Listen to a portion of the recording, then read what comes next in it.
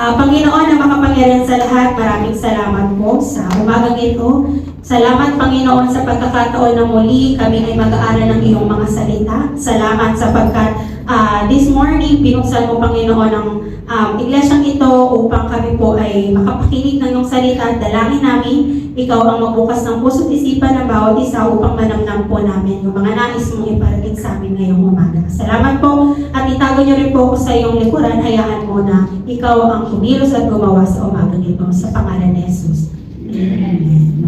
Nakakatuwa po talaga kapag usapan na is yung who do you want to be or what do you want to be. Kasi dyan po nagsisimula yung ating mga pangarap at dyan po nagsisimula yung ating mga desire. I believe naman po ang desire and wanting to be is not by age only. Kapag ganitong edad, wala ka nang naisin. Hanggang sa ating malapag bata hanggang pagtanda. Actually, yan ang nature ng tao. Despite na tumatanda tayo, nagkakaroon pa rin tayo ng patuloy na desire at goal at naisin. Ngayong umaga po, gusto ko lang pong ikwento sa inyo yung buhay po ni Jesus at ng kanyang dalawang kakwentuhan po dito sa Marcos 10 verses 42 to 45. So, short lang naman po tayo. Short summary or short story po tayo ngayon. Dito po sa Marcos chapter 10, kasama po ni Jesus ang kanyang mga alagad. At may lumapit po sa kanyang dalawa sa kanyang mga alagad. Ito po ay anak ni Zebedeo. Sino po sila? Yun ay si John and si James. Si Juan at si Santiago. By the way, nakalimutan ko po. Ang pag-uusapan, sabi ko sa inyo, medyo puto-puto. Ang pag-uusapan po natin ngayon ay touch to serve. Yan. Na muli makikita po natin sa Marcos chapter 10 verses 42 to 45. So balik po tayo dun sa short summary po ng verses na to. Kasama po ni Jesus ang kanyang mga alagad. Nang lumapit po sa kanya yung dalawa sa kanyang mga alagad. Yun ay si James at si Juan or si James and John. Nang kakwentuhan nila si Jesus, sinabi nila sa Panginoon, Panginoong Jesus, maaari ba na umupo kami sa kanan at kaliwa ng iyong trono sa iyong kaharian? So, parang makita natin na si John and James, they have the desire to sit with Jesus. Nakikita natin doon na meron silang interes na makatabi ang Panginoon. Kasi kapag ka nasa kanan at kaliwa ka ng nasa trono, it implies na ikaw ay isa sa mga pinuno o isa ka sa mga leader. Habang nakikinig si Jesus, sinabi niya doon sa dalawa, handa ba kayo na inumin kaya mong inumin? Parang tinatanong niya, sinasyan siya na, handa ba kayong inumin ang iinumin ko? Handa ba kayong gawin ang gagawin ko? Bilang gusto niyo doon sa position na yon. Tapos, nung narinig yon ng mga kapwa nila alagad, nagalit sila. Uy, grabe, bakit naman ganito sila magtanong kay Jesus? Nagagalit sila kasi bakit may ganyan kayong desire, mga alagad ni Jesus, na gusto niyo rin ay umupo sa kanyang kaluwat kanan at pagpindin. Pero, pinahinahon sila ng Panginoong Jesus. Sabi niyo, huwag kayong magalit. Pero ano ang puto? Tawag nito, pagsasadula. Huwag kayong magalit. Ganyan ang thinking ni John at saka ni James. Dahil sa grupo nila ng mga hentil, yung leader ng mga hentil, siya talaga yung nasusunod at yung leader talaga yung may kapangyarihan. Kumbaga, kapag ikaw yung na-assign na leader, kapag ikaw yung na-assign na pinuno, you have all the access, all the power, and all the authority. That's why, itong dalawang to, they have the desire na gusto ko rin na makaupo ako doon sa kaharian ng Panginoon na mag-lead. So, pinapaliwanag ni Jesus na yung mind ni James and ni John, kaya nila natanong sa Panginoon yun, kasi nung witness nila na yung mga leader ng mga hintil, ganun. Pero ano po ang nais ituro po sa atin ni Jesus sa buhay ni James and ni John? Ano po yung in-explain niya sa mga alagad? Meron po ako ditong 3 points na pag-uusapan po natin ngayong umaga. Una po, to be great is to be a servant. So, pinapaliwanag niya, to To be great is to be a servant. At ito po ay makikita natin sa Mark 10, verse 43. Pwede po bang sabay-sabay natin basahin? 1, 2, 3, go. If you want to be great, you must be the servant of all the others. Yan po. May katanungan lang po ako. Lahat po ba tayo, we have the desire to be a great person? Parang ang hina po. Ayaw niyo po bang maging great person? Sige po, baka po hindi malinaw sa atin yung ibig sabihin ng great kasi tayo ay nahihiya, i-claim na gusto natin maging great. Great means very good, excellent, important, having high level of ability, high level of influence, or high level of characteristic. Let's go back to the question. Gusto po ba natin maging great?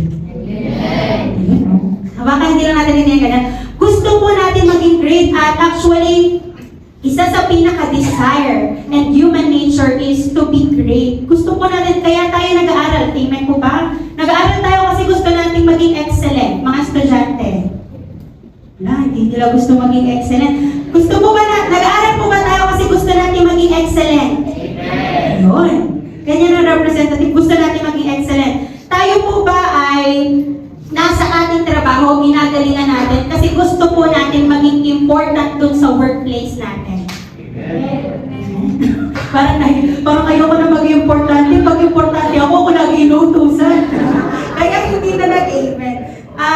Bilang mga magulang po, ginagalingan natin maging magulang because we want to be an influence to our children. Amen po ba? Ibig sabihin lang po, as a student, as a worker, as parents, as a normal individual, we have the desire to be great. Amen po ba?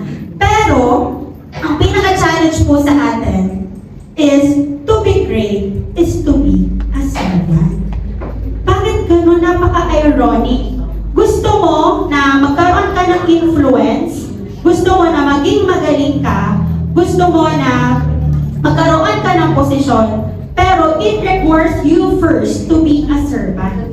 Kanina natutuwa po ako sa sagot ni Ate kasi nakita natin yung ranking, reality check. If you're going to rank it based on the needs, financially, income-based, magiging mababa po talaga ang rank ng service crew. Tama po ba? Kung ikaw, you have the opportunity to choose what profession do you want to be, syempre ang pipiliin mo na yung profession that you can earn more. Tama ba?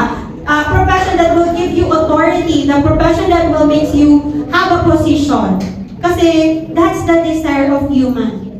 That's the desire na minsan nakakapag-fulfill po sa atin. And the challenging part, ang mga Kristiyano po ngayon, napupuno na ng personal desire.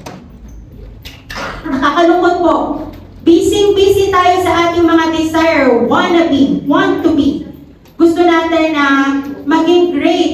Gusto natin na mag-seek ng profession na mataas, trabaho na maganda, grades na maayos.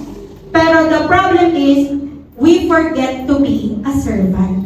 Yun po yung busy tayo na maging magaling. And what is servant? Bakit ba ayaw natin na maging servant? Servant doesn't seek for power, recognition, or personal gain. Instead, chooses to help, care for, and bless others with the heart that is selfless, dependable, willing to sacrifice for others in the name of Jesus. Ano po ba ang mas madali? Ang maging great o ang maging servant? Gusto ko maging great, tapos gusto mo magsilbi ako sa kanila. Napaka-ironic po ng teaching ng Panginoon. Kung gusto mong maging magaling, dapat matuto ka na maglingkod. In the name of Jesus. Ito mong paglilingkod na to doesn't seek power, doesn't seek recognition, or personal gain. Naniniwala po ba kayo na kaya mong magaling kahit ang perspective mo ay hindi pang sarili mo? Sometimes, yung power, yung greatness na nakakontain ng tao, it's because they work hard for it at hindi sila tumitingin sa iba. They're willing to, may idioms po rin, tapakan ng iba para makaangat. Di ba? May mga ganun po. Pero in the teaching of Jesus in this scripture, gusto niya na kung gusto nating maging magaling, we should choose to help others and to care for others. Parang ang hirap naman nung pagsabay. Naghihirap na ako, tutulong pa ako. Paano ako magiging magaling? Ang greatness po, napakalawak. Yung influence po, napakalawak.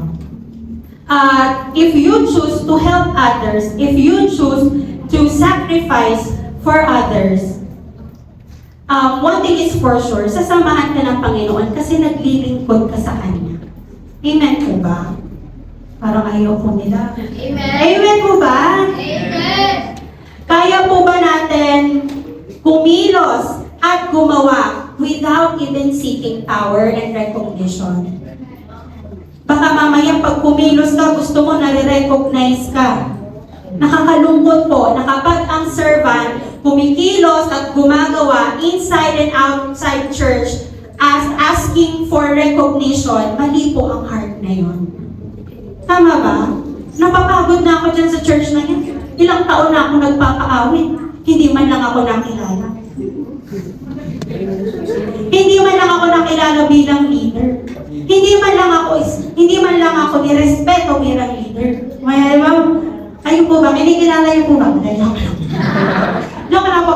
Pero yung ganong heart ay binabagi po ng Panginoon. Dahil ang gusto ng Lord, magiging influential ka, not because you impose it, but because it manifests on you through your action. No, ang hirap pala maging great, kailangan maging servant ka. Hindi pala dapat ang greatness ini-impose para maniwala sila na magaling ka. Sa trabaho po, paano ka magiging magaling? Through your actions. Tama ba? Pag nagtrabaho ka, sa teaching ko, ma-appreciate ng bata na ikaw ay magaling na teacher kapag nagtuturo ka. Pero, kahit maganda ang papel mo, kahit mataas ang mga scores mo for promotion, hindi ka magiging magaling kapag hindi ka nagturo sa classroom. Kapag hindi mo sinerve ang purpose mo. Same po sa mga trabaho na yan. Kapag hindi ka nagpagod, hindi ka nag-serve as gusto mo lang position and recognition, hindi ka magiging great. You have the position, you have that authority, pero hindi greatness ang makikita ng tao sa iyo. Tama ba? So, same with us, as servant of God, hindi po sinasabi ng Panginoon na hindi ka mag-seek ng greatness. Gusto ng Lord ang kanyang mga nagsiserve sa Kanya. Gusto ng Panginoon yung mga lingkod niya ay magaling, mahusay, at maaasahan. Amen po ba? Amen. Gusto ng Panginoon niya na magaling ka, mahusay ka, maaasahan ka, saan ka man dalhin, makikita ka at magsashine ka. Pero, not through your work. Dahil natuto ka maglingkod. Magandang practice po yan. Dito sa ating church, kabataan pa lang, natututo na maglingkod. Alam niyo po ba, share ko lang. Nag-start po ang ministry ko bilang tamborinis. At alam niyo po ba, bago po kami makapag-practice dito, bago po kami makasayaw, eto po hindi pa tiles yan, warak-warak pa po na semento yan. At hindi po kami makakapag-practice pag yan po ay hindi namin na floor wax. At saka hindi po nabunod. Natutunan nga po namin, sasakay ka sa bunod, tapos maghahatakan kayo. Ganong service po yung tinuro muna sa amin. At hindi po namin yung nakita na maliit na sa gawain ng Panginoon. Ang nakakalungkot po, nililevel ng mga Christians, nililevel ng iilan, yung bigat ng paglilingkod. Pero hindi po ganun yun. If you have the heart na tumulong sa iba, that's servant. Kaya nga po ang ganda ng ating pray, care, and share eh. Ay, hindi ko kaya maging servant. Busy na kasi ako sa trabaho ko. Eh, di ba nga? If you want to be great inside and outside the church, huwag mo i-disregard ang maging servant. Mahirap sa atin, disregard na natin yung maging servant. Busy na tayo sa pagiging great. Eh, ano ang dapat kong gawin? Napakalawak po pag sinabing servant. You can help others. You care for others. You bless others in the name of Jesus. Huwag mong hayaan na yung kagalingan na meron ka, karunungan na meron ka, ay hindi magamit para matulungan ng iba na makilala ang Panginoong Jesus. Napakadaling idea ng pray, care, and share. May tanong lang po ako. Pag umalis po tayo ng iglesyang ito at church na to, saan kayo po lagi nakastay? In 24/7. Yung iba po sa bahay, yung iba po sa school, yung iba po sa trabaho, yung iba po sa church din, isa sa church. Pero one thing is for sure, meron po tayo laging kasama-sama. Ngayon po ang tanong, naging servant ka na ba ng Lord para i-touch yung kasama natin? One time ba naisip natin, galit na galit ka sa katrabaho mo kasi mas na-promote siya, ikaw hindi, pray mo ba? Na sobrang ipag-pray din ng iba, maging masaya para sa kanila, para makita na ang kabutihan ng Panginoon na hindi lang doon nakikita sa position and authority. Ang hirap mag-pray. Sa trabaho pa lang, ang dami ko nang kinakagalitan. Paano ko sila ipag-pray? Kapatid, nakakalungkot na ang sinisik lang natin ay greatness. Kung greatness lang at walang, alam mo, hindi magagamit ng Lord yung katangian mo at karunungan mo para i-influence yung ibang tao. Although napakahirap po ang mag-sacrifice ng ating mga sarili para sa iba. Pero, yun po ang teaching ng Panginoon sa atin. You need to sacrifice yourself. Ganong sacrifice po ba ang kailangan? Kahit nga po everyday Sacrificial po ba? Napakahirap po ba na maglaan ng 5 minuto para ipag-pray yung mga kasama na mga kakilala natin? Napakahirap po ba na maging intentional tayo sa sa labas ng church para ma-seek natin yung mga soul na nangangailangan ng Panginoong Jesus? Nakakalungkot po ngayon. Alam niyo po kung bakit? Masyado po akong busy sa pagiging mami. Natamaan din po ako dito. Gusto ko maging magaling na mami. May ganun po ako. Gusto ko masasabi sa kanya ni Ellie na mahal niya akong mami niya ako kasi naging mabait at magaling na mami ako sa kanya. And you know what? Tinuruan po ako nung nakaraan ng Panginoon. Kasi gusto kong parang napapagod na po ako sa trabaho. Gusto ko na lang maging magaling na mami. Ayun po yung perspective na meron ako. At tinuro po sa akin ng Lord na ang teaching, ibinigay yan sa'yo kasi you have intention. There's job that you need to do as a teacher. Noong nakaraan po, ang dami na pong nangyayari sa paligid natin. Diba? And nagpagawa po ako ng poem sa bata. Dahil sa sobrang takot ko, anxious po kasi under postpartum pa po ako, natatakot ako pumasok sa school. Then, ang ginagawa ko po talaga, bago ako pumasok sa classroom, intentionally, even though English ang subject ko, Tagalog po ako mag-pray. Pinag-pray ko talaga yung mga bata. Ang pray ko, Lord, ipuin po yung puso ng mga estudyante ko, maging safe po kami dito sa school, matutunan po nila yung lesson. After ko pong mag-pray, meron po akong 2 estudyante, sila po yung pinakamatalino sa classroom. Sabi nila sa akin, Ma'am Jules, religious ka?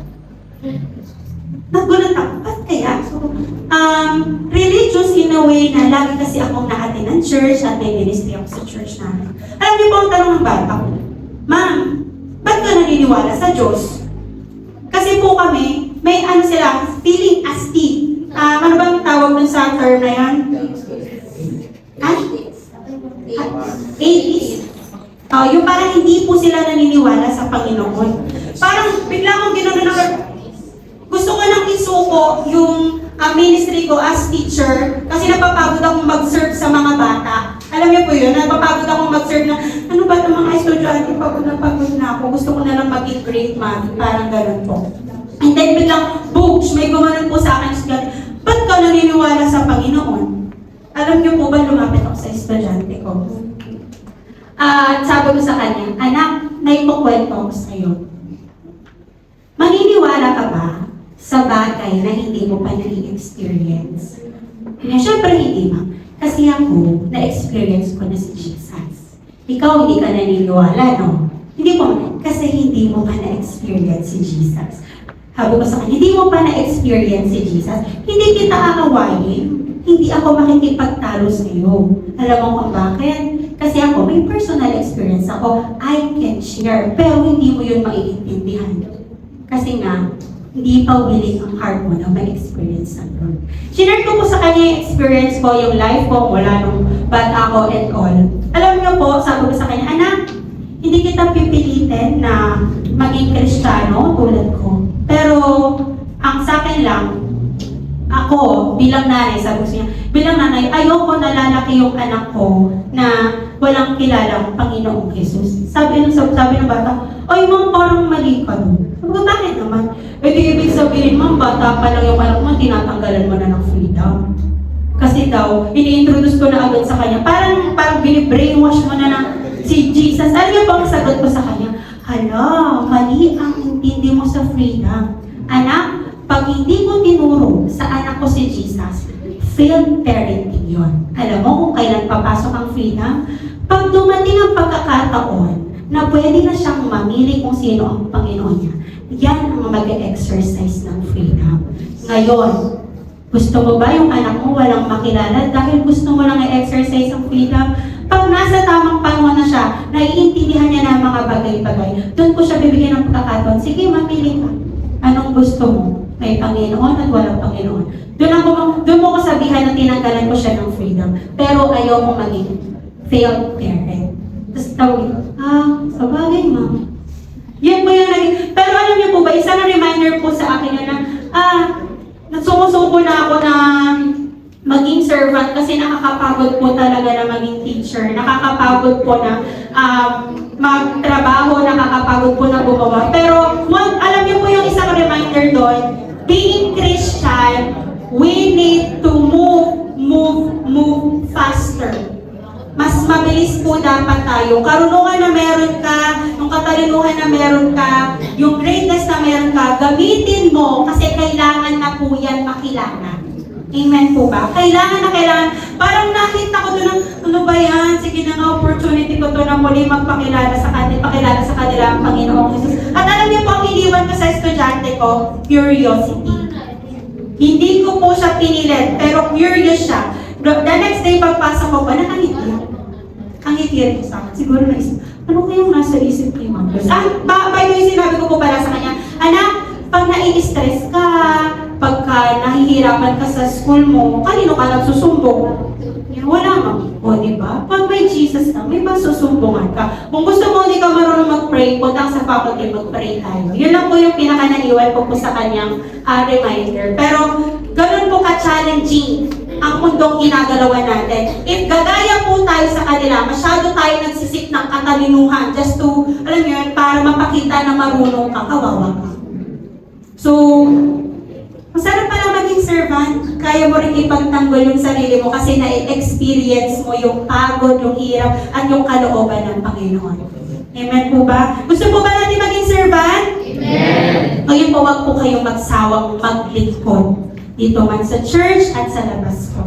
Huwag kayong masawa. Kailangan po tayo ng mundo at yung karunungan na meron, kaya mong gamitin yan ng Panginoon. Sige po, next po tayo. First point natin is, to be great is to be servant. Sige po, second point po natin ay, everybody read, ready, go. To be first is to be slave. Sino po ang gustong maging with honors? Niya. Sino po ang gustong maging with honors? Maging cum laude? Ako, wala na, babayaan na ng panahon. Pero, hindi po natin maitatanggi na meron po tayong desire na maging first, tama po ba? Ito pong point na to ay makikita natin sa Mark 10 verse 44. And if you want to be first, you must be everyone's slave. Napaka-ironic talaga ng teaching ng Panginoon, no? When we say first, if you want to be a leader, nasa unahan ka. And if you want to be a top-notcher, nasa unahan ka na naman. Di ba, marami tayong desire, gusto natin na tayo yung mag-lead, gusto natin na tayo ang top 1, tayo ang nasa top, tayo ang nasa honors, tayo ang magaling. Pero ang teaching ng Panginoon, hindi ka pwedeng basta maging unahan. Kasi kailangan mo munang maging alipin. Lugi ako dun.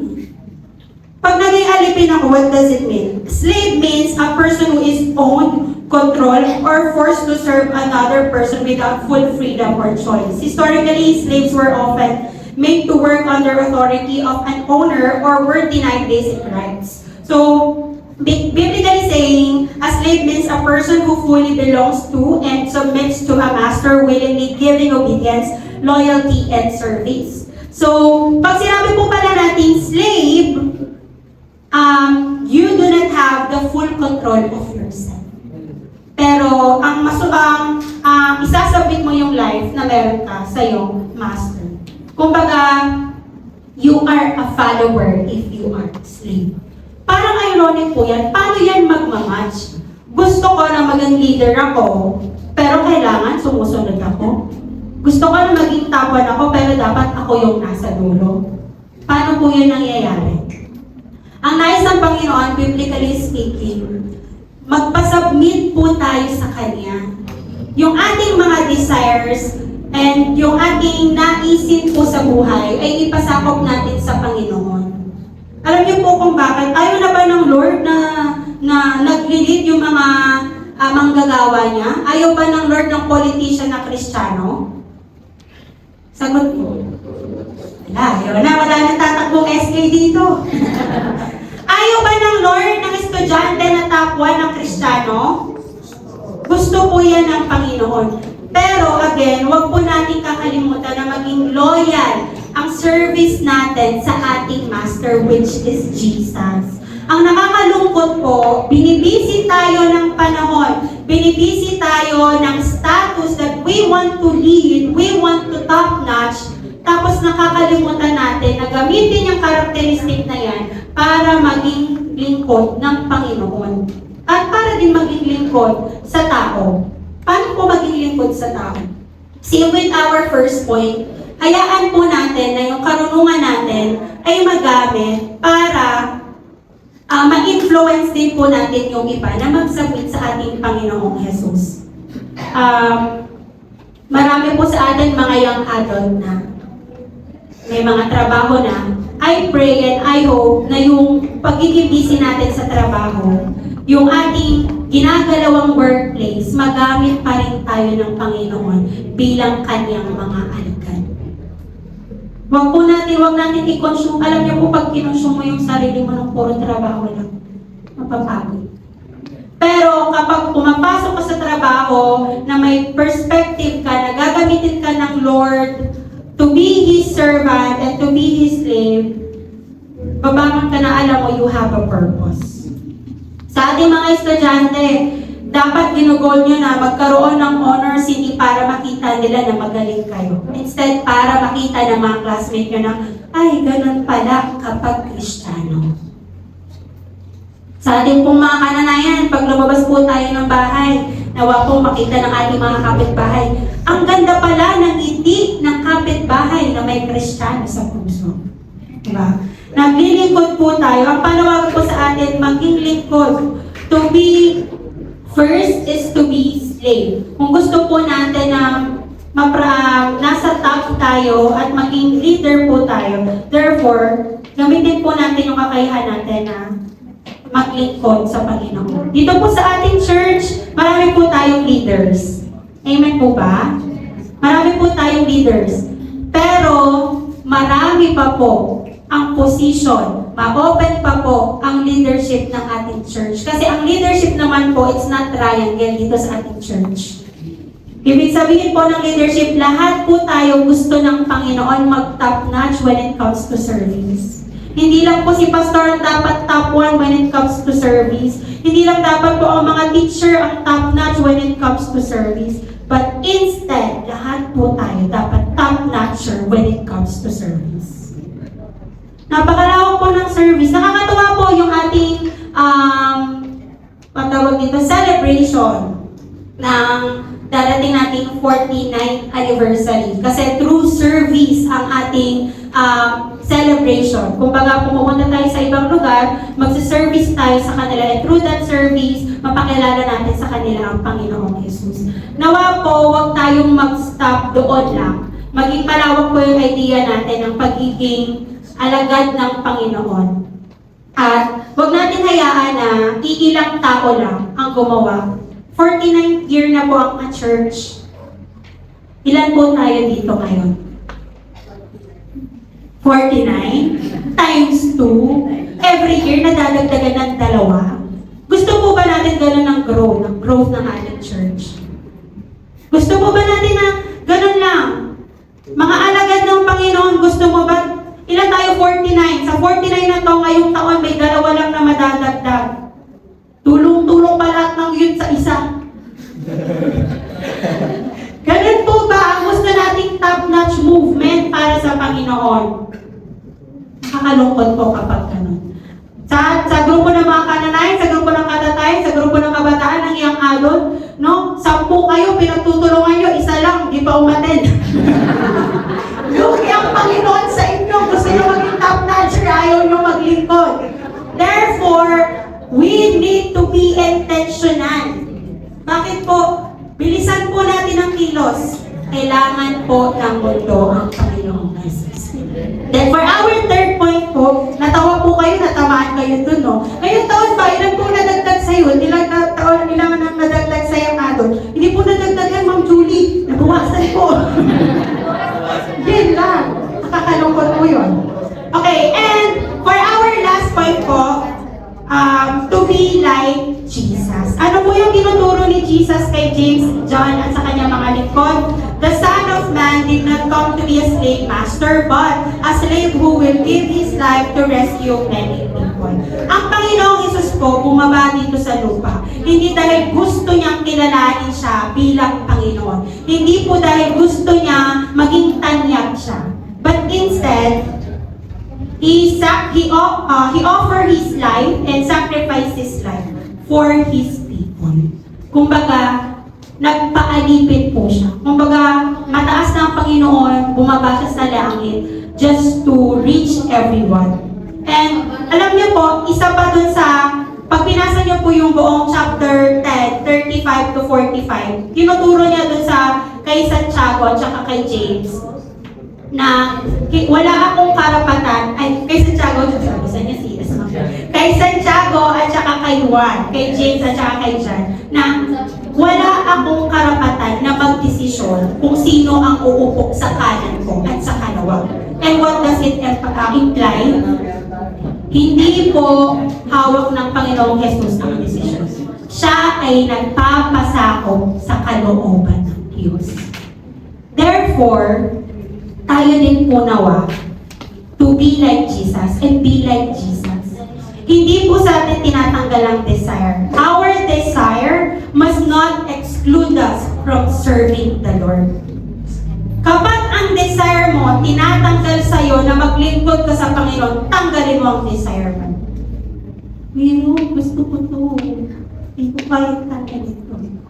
Our desire. Nakakalungkot po na maging excuse na natin yung mga desire natin para maging servant tayo ng Panginoon. The way we pursue our desires must be aligned with our Master wants, with what our Master wants for us. Napakaganda po ng teaching ng salita ng Panginoon, no? Gusto ng Lord, may desire ka.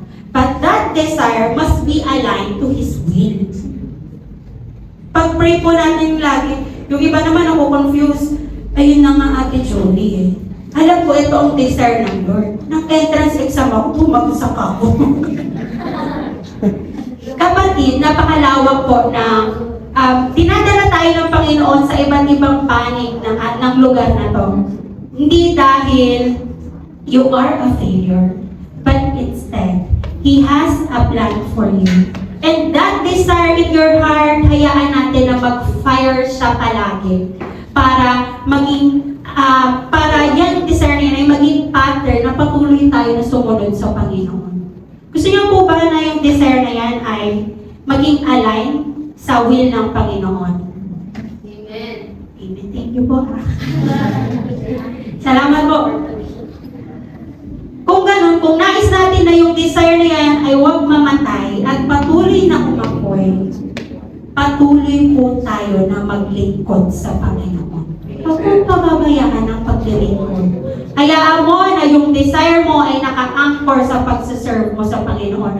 Para kahit mapagod ka, kahit na pagod na ako sa trabaho, pagod na ako sa ginagawa ko, makikita mo na merong pinaka-core intention kung bakit ka nilagay ng Diyos is that you to be His servant. Amen po ba?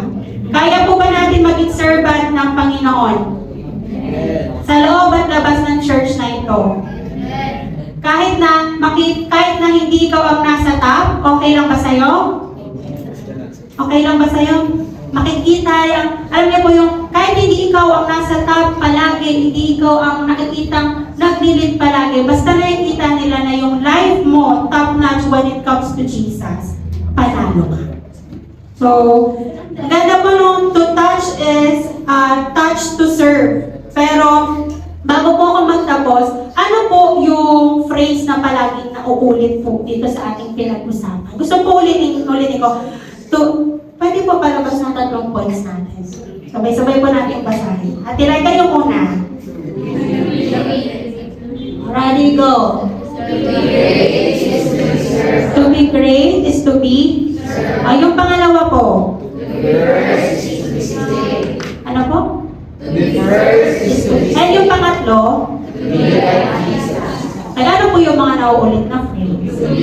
Yan po. Ang ating pong word for the day, phrase for today, is to be. To be. Ako nagtatagay ako. To be. Kasi po marami tayong naisin eh. Dahil meron tayong to be great is to be a servant. To be first is to be saved. And to be like Jesus. Ang word for the day po natin ay related with to be. Ito po ay tutubi. Bakit tutubi? Ano po ibig sabihin ng tutubi na yan? Sige po, pakilawas mo natin. Tayo po ay maging tutubi ng ating mga... Kumbaga, nagtataka nga ako bakit I wanna be a tutubi. Grabe po yung laro na yun. So, kung gusto mo po maging someone, to be something, to be someone, you need to be a tutubi. Sige ba, sabay-sabay po natin basahin yung ating tutubi ngayong umaga. Ready, go!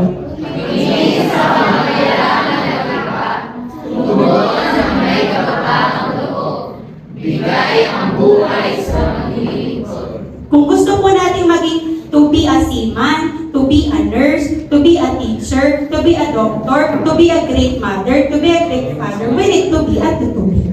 Tayo po ay tumingin sa pangangailangan ng iba.